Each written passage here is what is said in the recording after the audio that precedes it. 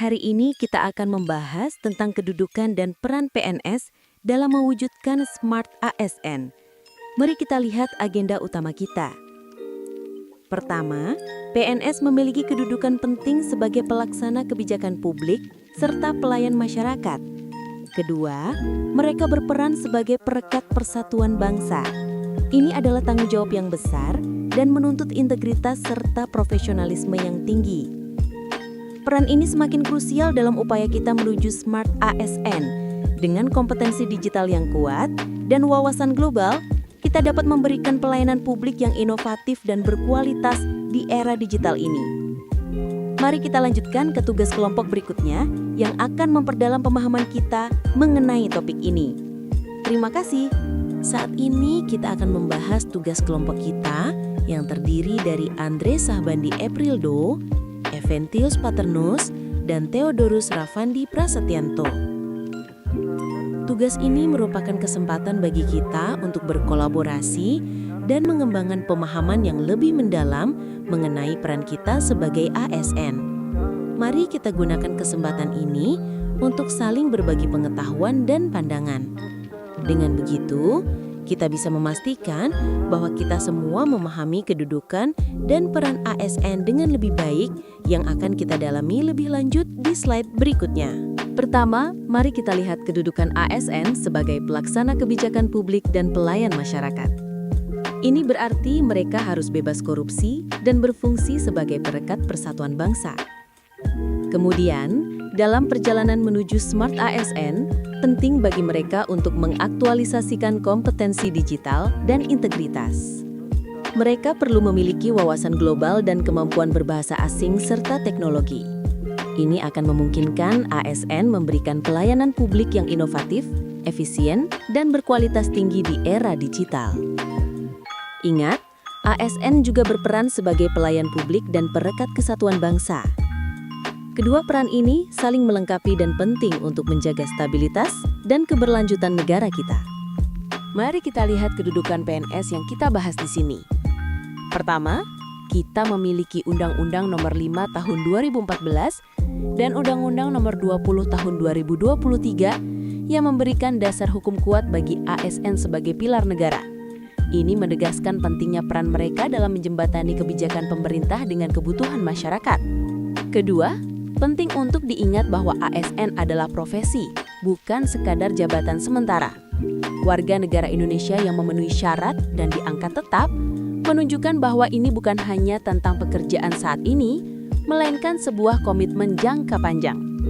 Terakhir, sebagai pilar strategis negara, ASN harus profesional, netral, dan taat konstitusi. Mereka harus dapat bekerja secara objektif tanpa intervensi politik, menjaga integritas dan kepercayaan publik. Dengan memahami kedudukan ini, kita semakin siap menuju konsep Smart ASN yang adaptif dan berfokus pada pelayanan prima. Di slide ini, kita akan membahas tentang konsep Smart ASN. Ide ini menggarisbawahi pentingnya ASN untuk tidak hanya mengikuti perkembangan zaman, tapi juga mengantisipasi perubahan dengan berpikir strategis.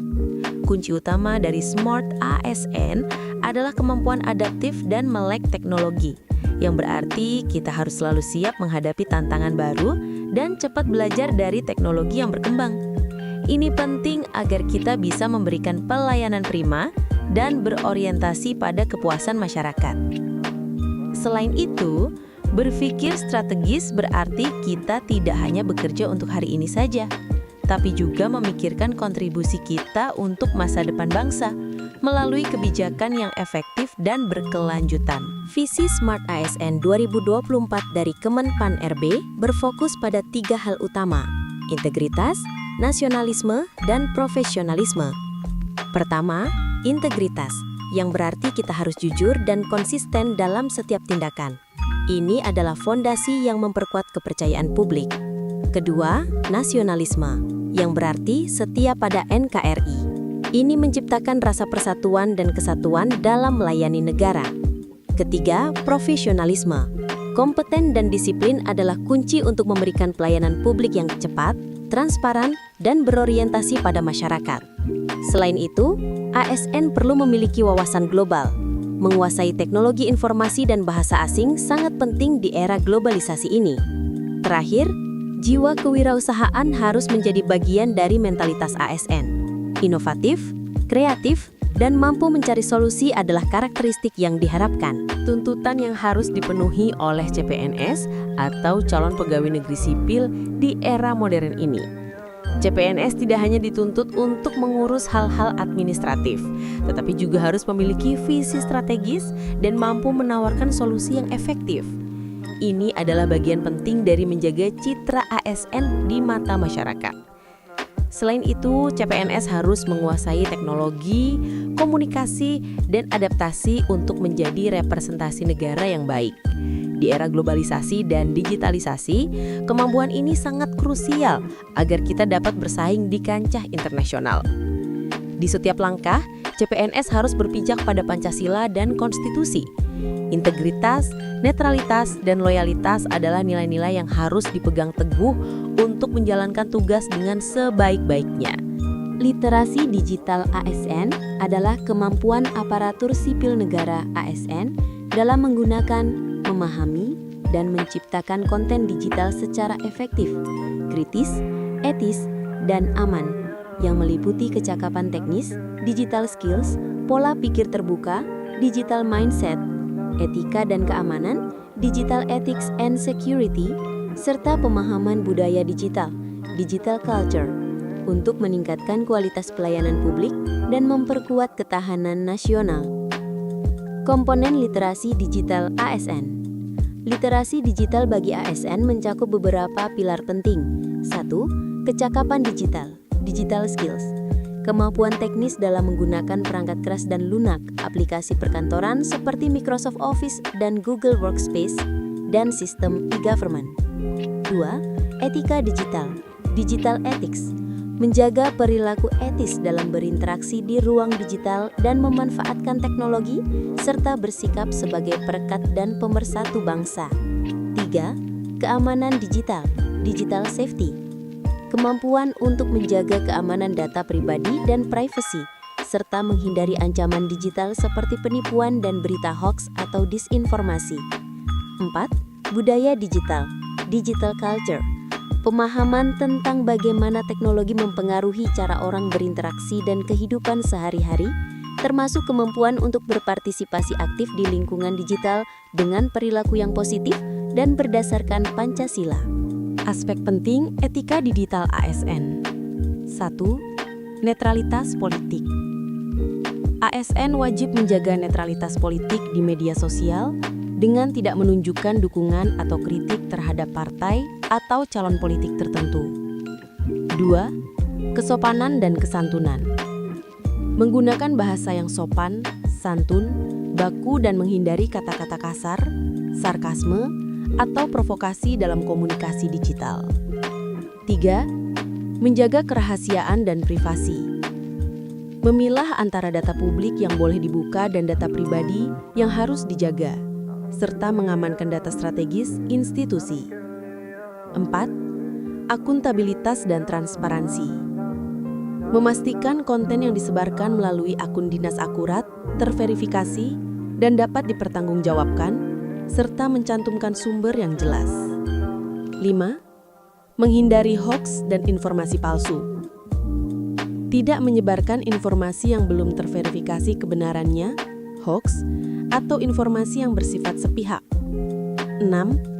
Memahami konsekuensi tindakan online.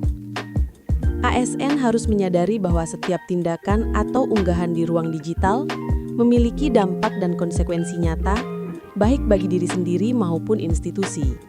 Sistem informasi ASN adalah rangkaian data dan informasi tentang aparatur sipil negara yang disusun secara sistematis, menyeluruh dan terintegrasi berbasis teknologi.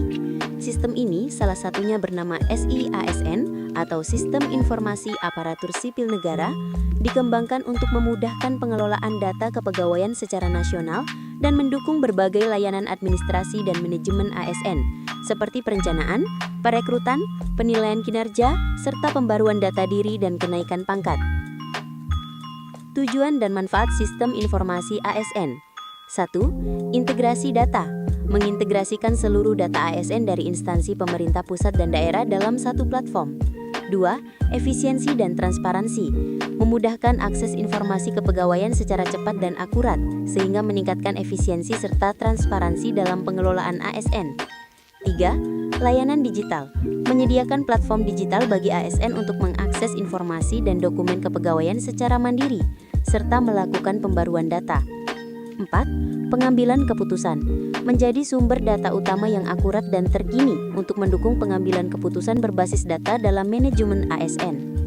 Sistem merit adalah kebijakan dan manajemen sumber daya manusia aparatur sipil negara (ASN) yang didasarkan pada kualifikasi, syarat, kriteria atau standar yang harus dimiliki oleh individu agar dianggap layak dan mampu. Kompetensi, kemampuan atau kecakapan yang dimiliki oleh seseorang dalam melaksanakan suatu pekerjaan atau tugas di bidang tertentu. Kinerja, ukuran seberapa efektif dan efisien gaya kerja yang Anda lakukan untuk mencapai tujuan. Sistem ini diatur secara jelas dalam Undang-Undang Nomor 5 Tahun 2014 tentang Aparatur Sipil Negara, yang menjadi tonggak perubahan dari pola lama berbasis patronase dan kedekatan politik menuju tata kelola birokrasi yang modern. Terdapat 4 prinsip utama dalam penerapan sistem merit, yaitu objektivitas, yaitu tidak memihak atau berpihak, bebas nilai, andal atau dapat dipercaya, serta faktual atau nyata. Transparansi, yaitu praktik, kebijakan, atau kondisi yang memungkinkan informasi dapat diakses secara terbuka dan mudah dipahami oleh semua pihak terkait.